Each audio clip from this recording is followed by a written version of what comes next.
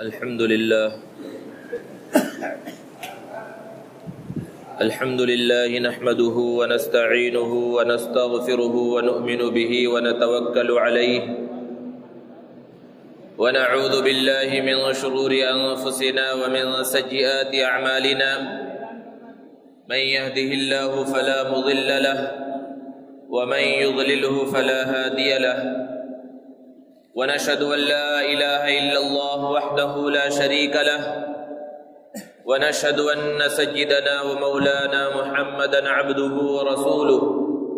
صلى الله تعالى عليه وعلى آله وأصحابه وبارك وسلم تسليما كثيرا كثيرا.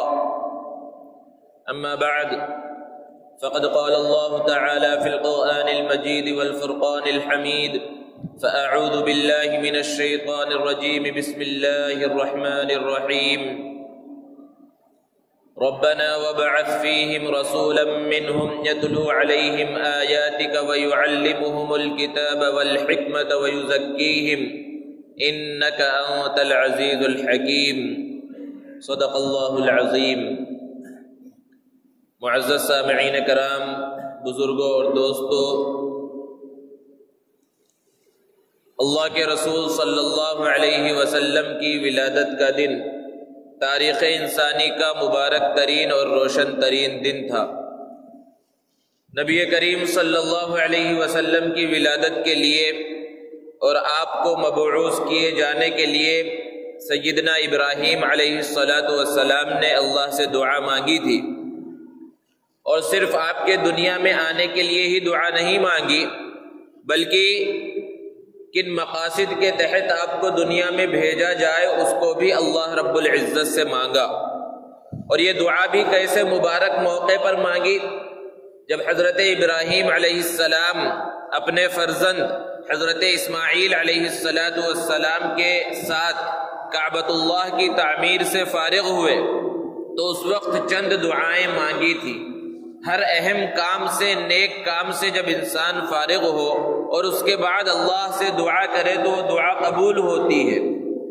حضرت ابراہیم نے بھی کعبۃ اللہ کی تعمیر سے فارغ ہونے کے بعد جو چند دعائیں کی، ان میں ایک دعا نبی کریم صلی اللہ علیہ وسلم کے لیے کی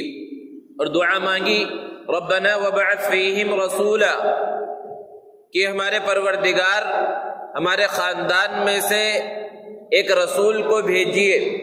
اور اس رسول کا کام کیا ہو، اس کا مقصد کیا ہو؟ یتلو علیہم آیاتک، جو آپ کی آیتوں کی تلاوت کرے. نبی کریم صلی اللہ علیہ وسلم کے دنیا میں آنے کا سب سے پہلا مقصد جو اللہ نے بیان کیا تلاوت قرآن ہے، کہ جو وحی آپ پر نازل ہو، جو پیغام اللہ کی طرف سے آپ کے پاس آئے، وہ آپ دنیا کے سامنے پیش کریں، پڑھ کر سنائیں، تلاوت کریں. تو تلاوت کتاب، تلاوت قرآن، یہ نبی کریم صلی اللہ علیہ وسلم کی بعثت کا پہلا مقصد تھا. اور دوسرا مقصد بیان فرمایا وَيُعَلِّمُهُمُ الْكِتَابِ، کہ صرف قرآن کو پڑھ دینا، صرف اس پیغام کو سنا دینا کافی نہیں ہے، بلکہ اس کی تعلیم بھی ضروری ہے. ان احکامات میں کیا باریکیاں ہیں ان کو سمجھانا بھی اللہ کے رسول صلی اللہ علیہ وسلم کی ذمہ داری تھی. اور آپ صلی اللہ علیہ وسلم نے صحابہ کرام کو قرآن کے مسائل اور قرآن کے اندر جو اسرار و رموز ہیں اس کو سمجھایا. تو پہلا مقصد تھا تلاوت قرآن، اور دوسرا مقصد تھا تعلیم قرآن، تعلیم کتاب. اور تیسرا مقصد اللہ نے بیان فرمایا وَيُعَلِّمُهُمُ الْكِتَابَ وَالْحِكْمَةَ، کتاب کی تعلیم کے ساتھ ساتھ حکمت کی تعلیم. حکمت بہت اہم چیز ہے کہ جس آدمی کے اندر حکمت ہوتی ہے بڑے بڑے مسائل کو چٹکیوں میں حل کر لیتا ہے، اور جس کے اندر حکمت نہیں ہوتی چھوٹے سے مسئلے کے اندر پریشان ہو جاتا ہے. اسی لیے قرآن مجید میں اللہ نے دعوت کا اسلوب جو بیان کیا کہ وہ دعوت چاہے مسلمانوں کو دینا ہو یا غیر مسلموں میں دعوت کا کام کرنا ہو، اس کے لیے سب سے بنیادی چیز ہے حکمت. کہ حکمت کا ہونا آپ کے اندر ضروری ہے، تبھی دعوت کے میدان میں آپ کامیاب ہو سکتے ہیں. اور اگر حکمت نہیں ہے اور یوں ہی جو ہے اسلام کی طرف آپ بلا رہے ہیں، اسلام کا پیغام سنا رہے ہیں، تو جو مقصد آپ حاصل کرنا چاہتے ہیں اس مقصد کے اندر کامیاب نہیں ہو سکتے۔ اسی لیے اللہ نے بیان فرمایا وَمَن يُؤْتَ الْحِكْمَةَ فَقَدْ أُوتِيَ خَيْرًا كَثِيرًا، کہ جسے حکمت عطا کر دی گئی اسے سمجھو بہت بڑی بھلائی دے دی گئی۔ تو تیسرا مقصد ہے تعلیم حکمت، اللہ کے رسول صلی اللہ علیہ وسلم اس حکمت کو سکھانے کے واسطے بھی بھیجے گئے تھے۔ اور چوتھا مقصد اللہ نے بیان فرمایا وَيُزَكِّيهِمْ، نبی کریم صلی اللہ علیہ وسلم دنیا میں اس لیے تشریف لائے تاکہ لوگوں کے قلوب کا تزکیہ کریں، لوگوں کے دلوں کو صاف کریں، کیونکہ اگر دل صاف نہ ہو، دل شفاف نہ ہو، دل زنگ آلود ہو تو قرآن کی تلاوت کی جائے گی، احادیث مبارکہ پڑھی جائیں گی، لیکن ذرہ برابر اثر نہیں ہوگا کیونکہ دل صاف نہیں ہے۔ اس کو ایک مثال سے سمجھا جا سکتا ہے کہ اگر کسی سے کہا جائے ایک گلاس پانی لائیے، تو جس کو یہ کہا گیا کہ پانی لاؤ، اس کی سب سے پہلی ذمہ داری یہ ہے کہ جس گلاس میں اسے پانی لانا ہے، جس برتن میں اسے پانی لانا ہے، پہلے اس برتن کو، اس گلاس کو اچھی طرح صاف کر لے۔ گلاس اچھی طرح صاف ہو گیا تو اس میں ایک عام پانی بھی ڈال دیا گیا تو وہ پینے کے لائق ہوگا۔ لیکن اگر اس نے گلاس کو صاف نہیں کیا،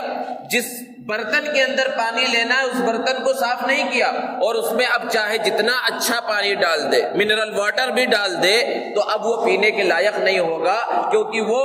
ظرف ہی صاف نہیں ہے، وہ چیز ہی اس کے اندر صاف نہیں ہے جس کے اندر پانی کو ڈالا گیا ہے۔ بالکل یہی مثال دل کی ہے کہ اگر انسان کے دل کا تزکیہ نہ ہوا ہو، دل صاف نہ ہوا ہو، دل کے اندر دنیا بھر کی گندگی پڑی ہوئی ہو، تو پھر حق بات دل کے اندر نہیں بیٹھتی ہے۔ یہ نبی کریم صلی اللہ علیہ وسلم کے بعثت کے اہم مقاصد تھے جس کو قرآن نے بیان کیا اور جس کو اللہ رب العزت سے حضرت ابراہیم علیہ السلام نے مانگا تھا، اور اللہ نے انہی مقاصد کے تحت نبی کریم صلی اللہ علیہ وسلم کو دنیا میں مبعوث کیا۔ اللہ رب العزت کی شان بڑی عجیب ہے کہ اللہ تبارک و تعالی نے نبی کریم صلی اللہ علیہ وسلم کے سہاروں کو ایک کے بعد ایک چھین لیا کہ حضرت حلیمہ سعدیہ کے پاس سے نبی کریم صلی اللہ علیہ وسلم اپنی والدہ کے پاس پہنچے، ابھی 6 سال کی عمر ہوئی، والد محترمہ کا انتقال ہو گیا، پھر اس کے بعد دادا کا انتقال ہو گیا، ایک کے بعد ایک سہارا اللہ رب العزت نے لے لیا اور خاص اپنا سہارا عطا کیا۔ ارشاد فرمایا الم یجدک یتیما فآوی، اور مقصد کیا تھا کہ ولادت سے پہلے ہی والد کا انتقال، پھر والدہ کا انتقال، پھر کفالت کرنے والے دادا کا انتقال۔ دنیا کو یہ بتلانا مقصود تھا کہ اگر یہ سہارے باقی رہتے اور نبی کریم صلی اللہ علیہ وسلم کے کمال کا جب ظہور ہوتا تو کوئی یہ کہہ سکتا تھا، جیسا کہ عام طور پر دنیا میں کہا جاتا ہے کہ محمد صلی اللہ علیہ وسلم کے اندر جو کمالات نظر آ رہے ہیں یہ ان کی باپ کی تربیت کا نتیجہ ہے، یہ ان کی والدہ کی محنت کا نتیجہ ہے، یہ ان کے دادا کے اچھے ہونے کا نتیجہ ہے کہ ان کے دادا بہت اچھے تھے، ان کی اچھائی ان کے اندر منتقل ہوئی ہے۔ عام طور پر دنیا میں اس طرح کہا جاتا ہے، کوئی بچہ فرما بردار ہو تو باپ کی تعریف کی جاتی ہے، ماں کی تعریف کی جاتی ہے، گھر والوں کی بھی تعریف کی جاتی ہے کہ والدین نے اس بچے کی بہت اچھی تربیت کی۔ تو اس لیے سارے سہارے ختم کر دیے کہ یہ کہنے کی نوبت ہی نہ آئے۔ اللہ رب العزت نے اپنا سہارا نبی کریم صلی اللہ علیہ وسلم کو عطا فرمایا۔ نبی کا انتخاب اللہ رب العزت خود فرماتے ہیں، قرآن میں اللہ نے بیان فرمایا اللہ اعلم حیث یجعل رسالتہ، کہ اللہ رب العزت سب سے زیادہ اس بات کو جاننے والے ہیں کہ کسے نبی بنانا ہے، کسے رسول بنانا ہے۔ تو نبوت کا جو مقام ہے، رسالت کا جو مقام ہے، یہ انتخابی ہے، ارتقائی مقام نہیں ہے، یعنی کوئی اپنی محنت کے ذریعے، اپنی مشقت کے ذریعے، اپنی ذہانت کے ذریعے نبوت کے مقام کو حاصل نہیں کر سکتا، یہ مقام اللہ کے انتخاب کے ذریعے طے ہوتا ہے۔ دنیا کے اندر بڑے سے بڑا مرتبہ انسان اپنی محنت کے ذریعے، مشقت کے ذریعے، مجاہدے کے ذریعے، ریاضت کے ذریعے حاصل کر سکتا ہے۔ نبی کو دیکھ کر صحابی بن سکتا ہے، صحابی کا دیدار کر کے تابعی بن سکتا ہے، تابعی کا دیدار کر کے تابعی بن سکتا ہے، محنت مشقت کر کے وہ عالم بن سکتا ہے، مفتی بن سکتا ہے، ڈاکٹر، انجینئر بن سکتا ہے، لیکن کوئی بھی اپنی ذہانت سے، اپنی فطانت سے نبوت کے مقام تک نہیں پہنچ سکتا۔ ہاں یہ الگ بات ہے کہ جو نبی ہوتا ہے وہ سب سے بڑا ذہین ہوتا ہے، سب سے زیادہ عقل مند ہوتا ہے، سب سے زیادہ فطین ہوتا ہے، لیکن انتخاب اللہ کی جانب سے ہوتا ہے۔ اسی لیے کوئی بھی یوں ہی نبوت کا دعویٰ کر دے تو اس کی نبوت کو کبھی بھی قبول نہیں کیا جائے گا۔ اور نبی کریم صلی اللہ علیہ وسلم کے دنیا میں تشریف لانے کے بعد تو پھر نبوت کا دروازہ ہی بند ہو گیا۔ اب اگر کوئی نبوت کا دعویٰ کر رہا ہے تو اس سے تو دلیل مانگنا بھی غلط ہے کہ تمہارے پاس دلیل کیا ہے ذرا بتاؤ۔ جو دلیل مانگنے والا ہے گویا کہ وہ شک میں مبتلا ہو گیا کہ نبی کریم صلی اللہ علیہ وسلم کے اوپر جو ختم نبوت ہو چکا اس کے اوپر اسے شک ہے، جب تو سامنے والے سے دلیل مانگ رہا ہے۔ ایسے لوگوں سے دلیل مانگنے کی ضرورت نہیں، ان کو تو ان کے اوپر صرف جوتے برسانے کی ضرورت ہے، کوئی دوسرا کام کرنا نہیں ہے۔ تو بہرحال نبی کریم صلی اللہ علیہ وسلم کا انتخاب کیا، اور صرف نبی کا ہی انتخاب نہیں ہوتا، نبی سے تعلق رکھنے والی ہر چیز کا انتخاب اللہ رب العزت فرماتے ہیں۔ نبی کریم صلی اللہ علیہ وسلم جس دور میں تشریف لائے، ذرا تصور کیجئے اس دور میں لوگوں کے نام کیسے ہوتے تھے، شرکیہ اور کفریہ نام ہوتے تھے۔ عبد العزا، عزا ایک بت کا نام تھا، تو اس طرح کے نام ہوتے تھے، لیکن اللہ کے رسول صلی اللہ علیہ وسلم کے والد محترم کا نام کیا؟ عبداللہ۔ پورے ناموں میں سب سے بہتر نام جو اللہ رب العزت کو پسند ہے، والدہ کا نام آمینہ ہے، اور آپ کو جو دودھ پلانے والی خاتون ہے ان کا نام ہے سعدیہ، نیک بخت۔ اتنا اچھا نام کہ ان کے اندر حلم، بردباری اور اللہ پر یقین کوٹ کوٹ کر بھرا ہوا تھا۔ جبھی تو بہت ساری خواتین، بہت ساری عورتیں بنو سعد سے مکہ المکرمہ آئی تھی، لیکن ان کا یقین اللہ رب العزت کی ذات پر نہیں تھا، مسبب الاسباب پر نہیں تھا، ان کی نظر اسباب پر تھی۔ وہ یہ دیکھ رہی تھی کہ اس بچے کا باپ نہیں ہے، ہمیں انعام اور اکرام سے نہیں نوازا جائے گا، جبکہ حلیمہ سعدیہ کی نظر اسباب پر نہیں تھی، مسبب الاسباب پر تھی، اس لیے انہوں نے نبی کریم صلی اللہ علیہ وسلم کو لیا۔ تو اللہ رب العزت صرف نبی کا ہی انتخاب نہیں فرماتے، نبی سے تعلق رکھنے والی ہر چیز کو منتخب فرماتے ہیں کہ کسی کو انگلی اٹھانے کا موقع نہ ملے۔ اور نبی کا جہاں انتخاب ہوتا ہے وہیں اللہ رب العزت نبی کی حفاظت بھی فرماتے ہیں۔ نبوت سے پہلے کی جو زندگی نبی کی ہوتی ہے وہ بھی معصوم زندگی ہوتی ہے۔ نبوت ملنے کے بعد تو کسی بھی نبی سے گناہ کا صدور ہوتا نہیں، ہر نبی معصوم ہوتا ہے، لیکن نبوت سے پہلے کی جو زندگی ہے اس زندگی میں بھی اللہ رب العزت ہر نبی کی حفاظت فرماتے ہیں۔ حالانکہ نبی کریم صلی اللہ علیہ وسلم جس دور جاہلیت میں تشریف لائے کیسا ماحول تھا، بارہا ہم نے سنا کہ شراب پانی کی طرح پی جاتی تھی، بچے، بوڑھے، عورتیں، ہر کوئی شراب پیتا تھا، لیکن نبی کریم صلی اللہ علیہ وسلم کی اللہ نے حفاظت فرمائی، کبھی اس برائی کے قریب تک نہیں گئے۔ گانا بجانا عام تھا لیکن اللہ رب العزت نے حفاظت فرمائی۔ خود نبی کریم صلی اللہ علیہ وسلم نے ارشاد فرمایا کہ جب میری عمر 14 سال کی ہوئی تو قریش کے کسی بڑے گھرانے میں ایک شادی تھی، اور بڑے گھرانے میں، مالدار گھرانے کے اندر اگر شادی ہو تو پھر پیسہ جب مل جاتا ہے تو اللہ کے احکام اور نبی کا طریقہ ذہن کے اندر نہیں ہوتا۔ آج معاشرے میں یہی ہے کہ اگر اللہ نے مال و دولت سے نواز دیا تو شادیوں کے اندر کس طرح فضول خرچی کی جا رہی ہے، بینڈ باجا ہے اور لاکھوں روپیہ صرف فوٹوگرافی اور ویڈیوگرافی کے اوپر خرچ ہو رہا ہے۔ حالانکہ ان سب چیزوں سے نبی کریم صلی اللہ علیہ وسلم نے منع فرمایا، سختی کے ساتھ ممانعت ہے۔ تو اس زمانے میں بھی ایسے ہوتا تھا کہ پیسہ ہے تو وہاں پر ناچ گانا ہے اور فلاں فلاں ہے۔ تو یہ کوئی کلی قاعدہ نہیں ہے کہ آج کے زمانے میں جس کے پاس بھی پیسہ ہے ہر ایک ایسا کرتا ہے۔ بہت سے مالدار ہیں، اہل ثروت ہیں، جو دیندار ہیں، بہت پیسہ ہے لیکن سادی شادی کرتے ہیں، سنت کے مطابق کرتے ہیں۔ اس طرح کی فضول چیزیں ان کی شادیوں کے اندر نہیں ہوتی، وہ قابل مبارکباد ہے۔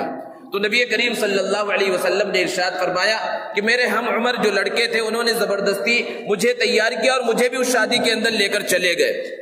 ابھی ناچ گانے کا پروگرام شروع نہیں ہوا تھا کہ مجھے نیند آ گئی، اور میری آنکھ اس وقت کھلی جب یہ ناچ گانے کا پورا پروگرام ختم ہو گیا تھا۔ حالانکہ ابھی آپ صلی اللہ علیہ وسلم کو نبوت عطا نہیں کی گئی، کوئی جائز ناجائز کا مسئلہ ہی نہیں تھا، لیکن اگر اس مجلس میں آپ شریک ہوتے اور پھر کل جب آپ کو نبوت عطا کی جاتی اور آپ یہ کہتے میں گانے بجانے کے آلات کو توڑنے کے لیے آیا ہوں، ان سب چیزوں کو ختم کرنے کے لیے آیا ہوں، تو کل کے دن کہیں کوئی یہ نہ کہہ دیتا کہ آپ نے بھی تو ایک مجلس کے اندر شرکت کی تھی۔ تو اس طرح اللہ رب العزت نے حفاظت فرمائی۔ اسی طرح کا اور ایک واقعہ ہے کہ مکہ میں ایک بہت بڑا بت تھا جس کا نام تھا بوانا. لوگ سال میں اس کا ایک خاص دن مناتے تھے، اس کے ارد گرد جمع ہوتے تھے، چکر لگاتے تھے، اس کے سامنے سجدہ کرتے تھے. ابو طالب جو حضور اکرم صلی اللہ علیہ وسلم کے چچا ہیں، حضور صلی اللہ علیہ وسلم کو لے کے اس جگہ پر جانے لگے تو ابھی وہ بت جہاں پر وہ رکھا ہوا تھا اور اس کے ارد گرد لوگ چکر لگا رہے تھے، اس کی عبادت کر رہے تھے، پوجا کر رہے تھے، وہاں بھی نہیں پہنچے تھے کہ اللہ کے رسول صلی اللہ علیہ وسلم پر غشی طاری ہوئی اور آپ وہاں گر گئے. اور پھر جب آپ کو اٹھایا گیا تو پوچھا چچا نے اور دوسرے لوگوں نے کہ کیا ہوا، تو اللہ کے رسول صلی اللہ علیہ وسلم نے ارشاد فرمایا کہ ایک ہٹا کٹا آدمی مجھے نظر آیا صاف شفاف اور سفید لباس کے اندر، اور اس نے مجھے منع کیا کہ اس کے قریب تمہیں نہیں جانا ہے. حضرت ابو طالب نے کہا اس کے بعد میں تمہیں کبھی جو ہے زبردستی کسی بھی ایسی مجلس کے اندر نہیں لے جاؤں گا. تو یہ کس طرح ہوا؟ نبوت سے پہلے کی زندگی میں اللہ رب العزت نے نبی کریم صلی اللہ علیہ وسلم کی حفاظت فرمائی. ہر غلط کام سے، غلط کام کا شائبہ تک کبھی دل کے اندر پیدا نہیں ہوا. یہ نبی کریم صلی اللہ علیہ وسلم کی محمد بن عبداللہ کی حیثیت ہے، محمد الرسول اللہ کی حیثیت نہیں ہے. اور اس طرح پاک صاف اور شفاف زندگی ہے. اللہ کے رسول صلی اللہ علیہ وسلم نے شعور کی عمر میں قدم رکھنے کے بعد سب سے پہلے جس چیز کی جانب توجہ فرمائی وہ ہے کسب معاش، روزی کمانا. اس کے اندر ہمارے نوجوانوں کے واسطے بڑا سبق ہے کہ اللہ کے رسول صلی اللہ علیہ وسلم سے کہ اس عمل سے اپنی زندگی کے اندر اس کو پیدا کریں. کہ بہت سے نوجوان ہیں یوں ہی آوارہ گردی کر رہے ہیں، باپ دادا کی کمائی کے اوپر جو ہے عیش کی زندگی گزار رہے اور سوچ رہے ہیں ہمارا بڑا خاندان ہے اور باپ دادا کی زندگی ہے اور انہوں نے کما کر رکھ دیا اور اتنی جائیداد ہے، اور یوں ہی مٹر گشتی کر رہے ہیں. اس کے اندر سبق ہے. اللہ کے رسول صلی اللہ علیہ وسلم نے پہلے بکریاں چرائی، اور جب آپ کو نبوت عطا کی گئی تو آپ نے ایک مرتبہ فرمایا کہ میں نے بکریاں چرائی ہے. صحابہ نے پوچھا اللہ کے رسول آپ نے بھی بکریاں چرائی؟ آپ صلی اللہ علیہ وسلم نے ارشاد فرمایا کوئی نبی ایسا نہیں گزرا جس نے بکریاں نہ چرائی ہو. عام طور پر آج کے زمانے میں کیا ہوتا ہے کہ اگر کوئی نیچے سے اوپر کی طرف چلا جائے، یعنی پہلے بہت غربت کی زندگی تھی، قسم پرسی کی زندگی تھی، فقر و فاقہ کی زندگی تھی، پھر اللہ نے مال و دولت سے نواز دیا اور بڑا جو ہے اس نے بنگلہ بنا لیا، بڑی جائیداد بن گئی، تو اپنی پرانی زندگی چھپاتا ہے کہ لوگوں کے سامنے نہ آئے کہ میں کس طرح جو ہے فقر و فاقہ کی اور غریبی کی زندگی گزارتا تھا، کس طرح چھوٹے گھر میں رہتا تھا. وہ سب نہیں بتانا چاہتا لوگوں کے سامنے کہ اس سے اس کی شہرت پر فرق پڑے گا، اس کا اسٹیٹس کم ہو جائے گا. لیکن اللہ کے رسول صلی اللہ علیہ وسلم کی حیات طیبہ کو دیکھیں، آپ نے سب کچھ کھول کر رکھ دیا. امت کو بتلانا مقصود تھا. آپ کا بچپن بھی دیکھ لو، آپ کی جوانی بھی دیکھ لو، نبوت کے بعد کی زندگی بھی دیکھ لو، نبوت سے پہلے کی زندگی بھی دیکھ لو، سب کچھ کھول کر بیان کر دیا گیا. اور پھر اللہ کے رسول صلی اللہ علیہ وسلم نے تجارت کی غرض سے ملک شام کے کئی سفر بھی کیے. 2 سفروں کے اندر 2 الگ الگ راہبوں سے، ایک مرتبہ بحیرہ راہب سے اور ایک مرتبہ نستورہ راہب سے ملاقات ہوئی، اور ان دونوں راہبوں نے نبی کریم صلی اللہ علیہ وسلم کو دیکھ کر، آپ کی خاص علامات اور نشانیوں کو دیکھ کر یہ بتایا کہ آگے چل کر نبی بننے والے ہیں. اور ایک سفر اللہ کے رسول صلی اللہ علیہ وسلم نے حضرت خدیجۃ الکبریٰ کے وکیل کی حیثیت سے کیا. حضرت خدیجۃ الکبریٰ رضی اللہ تعالی عنہا مکہ کی ایک باعزت اور مشہور بیوہ خاتون تھی، بہت مالدار تھی. وہ اپنا پیسہ اس طرح لوگوں کو دیتی تھی کہ تم تجارت کرو، اس کے بعد نفع کے اندر تمہیں اجرت دی جائے گی، اس کے اندر تم شریک ہو جانا. اللہ کے رسول صلی اللہ علیہ وسلم نے جب ان کی رقم لے کر ملک شام کا سفر کیا اور تجارت کی تو تجارت کے اندر بہت فائدہ ہوا. جب واپس تشریف لائے، حضرت خدیجۃ الکبریٰ نے آپ صلی اللہ علیہ وسلم کے چچا حضرت حمزہ رضی اللہ تعالی عنہ کے واسطے سے نکاح کا پیغام اللہ کے رسول صلی اللہ علیہ وسلم کو دیا. اللہ کے رسول صلی اللہ علیہ وسلم نے نکاح کے اس پیغام کو قبول کیا، اور اس طرح حضور اکرم صلی اللہ علیہ وسلم کا پہلا نکاح آپ کی 25 سال کی عمر مبارک میں ہوا. جس وقت آپ کا پہلا نکاح حضرت خدیجۃ الکبریٰ رضی اللہ تعالی عنہا سے ہوا تو اس وقت اللہ کے رسول صلی اللہ علیہ وسلم کی عمر مبارک 25 سال ہے، اور حضرت خدیجۃ الکبریٰ رضی اللہ تعالی عنہا کی عمر مبارک 40 سال ہے. 15 سالوں کا فاصلہ ہے. بہت سے لوگ ہیں جو ہر زمانے میں موجود رہے ہیں اور آج بھی ہیں یورپ اور مغربی تہذیب کے دل دادا، جو نبی کریم صلی اللہ علیہ وسلم کے کثرت ازدواج، تعدد ازدواج کی وجہ سے نعوذ باللہ ثم نعوذ باللہ شہوت پرستی کا الزام لگاتے ہیں کہ محمد صلی اللہ علیہ وسلم نے اتنے نکاح کیے کیونکہ آپ شہوت پرست تھے. دوستو، کیا یہی شہوت پرستی ہے کہ بھرپور جوانی اللہ کے رسول صلی اللہ علیہ وسلم نے ایک بیوہ خاتون کے ساتھ گزار دی؟ جب تک حضرت خدیجہ الکبریٰ رضی اللہ تعالی عنہا باحیات رہی آپ نے دوسرا نکاح نہیں کیا. 25 سال کی عمر میں نکاح ہوا اور جب حضرت خدیجہ الکبریٰ رضی اللہ تعالی عنہا کا انتقال ہوا تو اس وقت آپ کی عمر مبارک 50 سال ہے اور حضرت خدیجہ الکبریٰ کا انتقال ان کی 65 سال کی عمر کے اندر ہوا. یہ 25 سال کا ایک طویل زمانہ، 25 سال کی عمر سے 50 سال کی عمر تک جو اصل جوانی کا زمانہ ہے، وہ زمانہ اللہ کے رسول صلی اللہ علیہ وسلم نے ایک بیوہ خاتون کے ساتھ گزارا. ہاں، اللہ کے رسول صلی اللہ علیہ وسلم نے اس کے بعد متعدد نکاح کیے جو اسلامی شریعت کو پھیلانے کے واسطے، اور اس کے اندر بہت ساری حکمتیں اور مصلحتیں تھیں، لیکن ان حکمتوں اور مصلحتوں کو یہ لوگ جو خود شہوت پرستی کے اندر اوپر سے نیچے تک ڈوبے ہوئے ہیں اور جن کے خاندان کا پتہ نہیں، خاندانی نظام جن کے پاس باقی نہیں ہے، ان لوگوں کی یہ مجال، ان کی یہ حیثیت، ان کا یہ درجہ کہ وہ اللہ کے رسول صلی اللہ علیہ وسلم پر شہوت پرستی کا الزام لگائیں. اور نعوذ باللہ ثم نعوذ باللہ، اگر حضور اکرم صلی اللہ علیہ وسلم شہوت پرست ہوتے تو شہوت پرستی کا الزام سب سے پہلے وہ لوگ دیتے جو آپ کی جان کے دشمن تھے، جنہوں نے طرح طرح کے الزام لگائے. آپ کو جھوٹا کہا، آپ کو شاعر کہا، آپ کو جادوگر کہا، آپ کو کاہن کہا، آپ کو طرح طرح سے ستایا، لیکن کبھی بھی آپ کے کردار پر وہ انگلی نہ اٹھا سکے، کبھی بھی یہ الزام نہ لگا سکے. حالانکہ انہیں تو سب سے بہترین موقع تھا، لیکن ان کے سامنے اللہ کے رسول صلی اللہ علیہ وسلم کی صاف شفاف زندگی تھی. انہی دنوں مکہ المکرمہ کے اندر کعبۃ اللہ کی دوبارہ قریش نے تعمیر کی اور کعبہ کی عمارت پرانی ہو چکی تھی، اس کو منہدم کیا گیا اور ازسر نو اس کی تعمیر کی گئی. اور جب کعبۃ اللہ کی تعمیر ہو گئی تو حجر اسود جو جنت کا پتھر ہے اور جس کو بوسہ دینے سے انسان کے گناہ معاف ہو جاتے ہیں، اللہ نے اس کو آسمان سے اس زمین پر بھیجا. اس پتھر کو لگانے کے سلسلے میں قریش کے قبیلے کے اندر اور عرب کے قبیلوں کے اندر اختلاف ہو گیا. ہر قبیلے کا سردار یہ چاہتا تھا کہ یہ مقام و مرتبہ مجھے ملے، میں اس دیوار کے اندر اس پتھر کو نصب کروں. قریب تھا کہ بڑی لڑائی ہو جاتی. پھر وہاں مشورے سے یہ طے ہوا کہ ایسا کیا جائے کہ کل صبح جو سب سے پہلے یہاں پر آئے وہ جو فیصلہ کر دے اس پتھر کو لگانے کے سلسلے میں، اس کی بات کو مان لیا جائے گا. بہت سے سردار تھے، ہر ایک یہی سوچ رہا تھا سب سے پہلے اٹھ کر میں پہنچوں گا اور میری رائے کے مطابق فیصلہ ہوگا. جب سب سردار صبح میں پہنچے تو دیکھا محمد عربی صلی اللہ علیہ وسلم سب سے پہلے وہاں مکہ المکرمہ کی اس مسجد حرام کے صحن میں موجود ہے، کعبۃ اللہ کے پاس موجود ہے.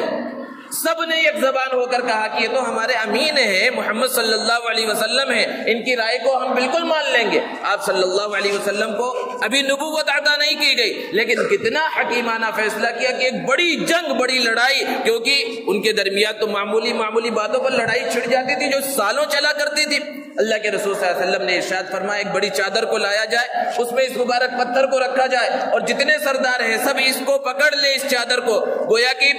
ہر ایک نے اس کے اندر حصہ ڈال دیا اور سب نے اس رائے کو پسند کیا اور ہر ایک یہ سمجھ رہا ہے کہ میں ہی اس پتھر کو لگا رہا ہوں. اور جب اس پتھر کو لے کر کعبۃ اللہ کے پاس پہنچ گئے، اللہ کے رسول صلی اللہ علیہ وسلم نے اپنے مبارک ہاتھ سے سب کا وکیل بن کر اس پتھر کو کعبۃ اللہ کی دیوار میں نصب کر دیا، کیونکہ وکیل کا کام گویا کہ موکل کا ہی کام ہوتا ہے. اور ایک بڑی لڑائی جو ہو سکتی تھی وہ اللہ کے رسول صلی اللہ علیہ وسلم کے حکیمانہ فیصلے سے ٹل گئی.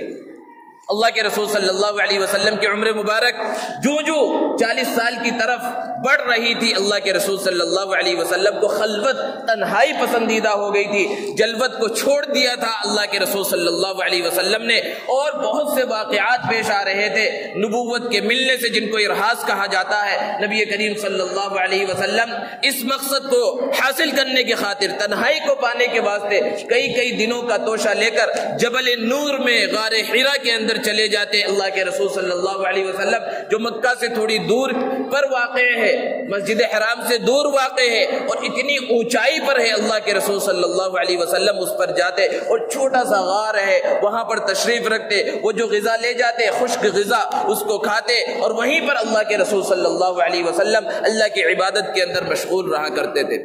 دنیا کے اندر کسی بڑے سے جب ملاقات کرنا ہوتا ہے تو ظاہر کو سنوارا جاتا ہے، اچھا لباس پہنا جاتا ہے، عطر و خوشبو کو لگایا جاتا ہے، لیکن یہاں تو ملاقات ہونے والی تھی اللہ رب العزت سے، اللہ کا پیغام آنے والا تھا، تو وہاں پر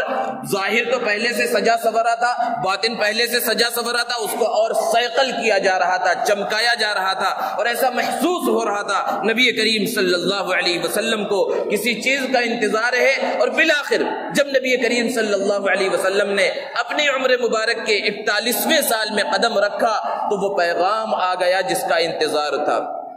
وہ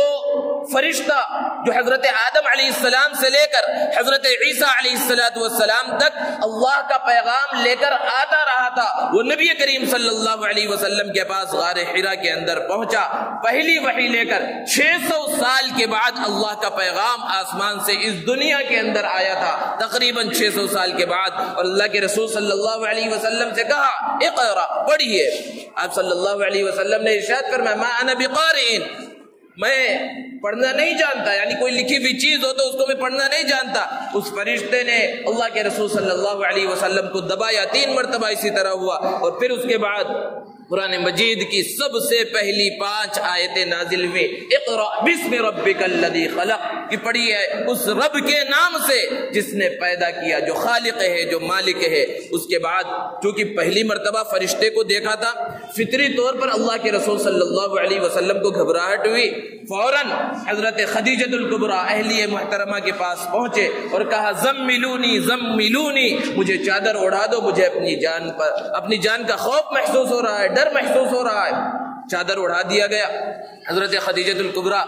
رضی اللہ تعالی عنہا نے پورا واقعہ پوچھا تو بتایا کہ اس طرح جو ہے واقعہ پیش آیا اور میں ڈر محسوس کر رہا ہوں۔ حضرت خدیجۃ الکبریٰ رضی اللہ تعالی عنہا نے تسلی دی کہ کس چیز کا ڈر محسوس کر رہے ہیں؟ آپ کی خوبیوں کو گنایا کہ آپ جو ہے یتیموں کی مدد کرتے ہیں، بیواؤں کی مدد کرتے ہیں، اور یہ خوبیاں آپ کے اندر ہے، اللہ آپ کو جو ہے یوں ہی ہلاک نہیں کرے گا، یوں ہی تباہ نہیں کرے گا۔ اور پھر حضرت خدیجۃ الکبریٰ ورقہ ابن نوفل کے پاس حضور اکرم صلی اللہ علیہ وسلم کو لے کر گئی، جو آسمانی کتابوں کے بارے میں جانتے تھے اور عیسائیت پر وہ ایمان رکھتے تھے، کیونکہ نبی کریم صلی اللہ علیہ وسلم کے دنیا میں آنے سے پہلے عیسائیت ہی حق مذہب تھا،